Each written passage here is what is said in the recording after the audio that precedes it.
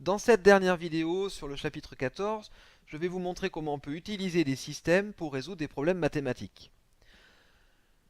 Voici un exemple de problème qui peut nécessiter la mise en place d'un système de deux équations à deux inconnus. Chez le marchand de fruits, Sarah achète 3 melons et 3 ananas. Elle va payer 15 euros.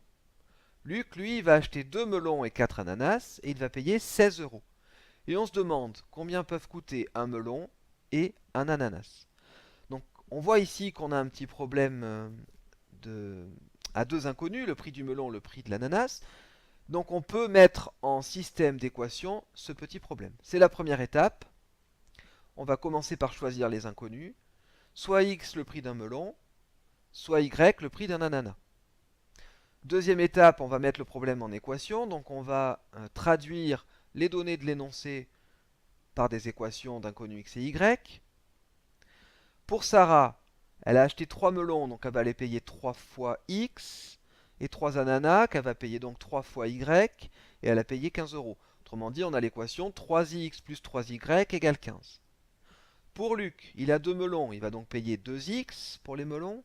Il a 4 ananas, mais ananas c'est y euros, donc il va payer 4y pour les ananas, et il paye 16 euros en tout, donc 2x plus 4y égale 16.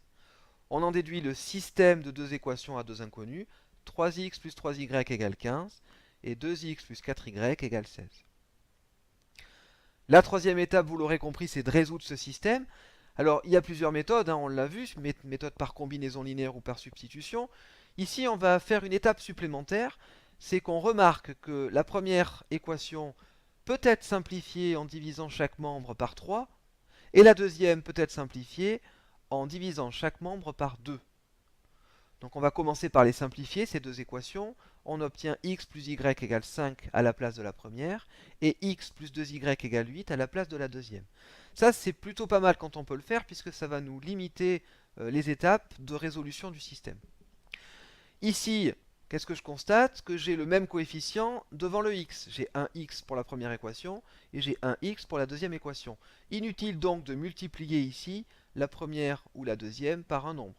Il suffit simplement pour éliminer cet inconnu x de faire la soustraction. Je vais donc remplacer l'une des deux équations par la différence de ces deux équations. Et pour avoir des nombres positifs, il vaut mieux que je fasse la deuxième moins la première. Qu'est-ce qui se passe si je fais la deuxième équation moins la première? Eh bien j'ai x moins x, ça va s'éliminer. 2y moins y, il va me rester y. Et 8 moins 5, il va me rester 3. Donc je vais garder ma première équation, x plus y égale 5, et ma deuxième, je la remplace par la différence des deux autres, et j'obtiens donc y égale 3 directement. J'ai trouvé y, je n'ai plus qu'à remplacer y par sa valeur dans la première équation pour trouver x. J'ai donc x plus 3 égale 5, on sait résoudre, x plus 3 égale 5, on va soustraire 3 dans les deux membres, on obtient donc x égale 2 et y égale 3. Et enfin, la dernière étape, c'est la conclusion. On répond aux questions posées dans l'énoncé initial. X était le prix du melon et Y le prix de l'ananas, ce qui signifie qu'un melon coûte 2 euros et un ananas coûte 3 euros.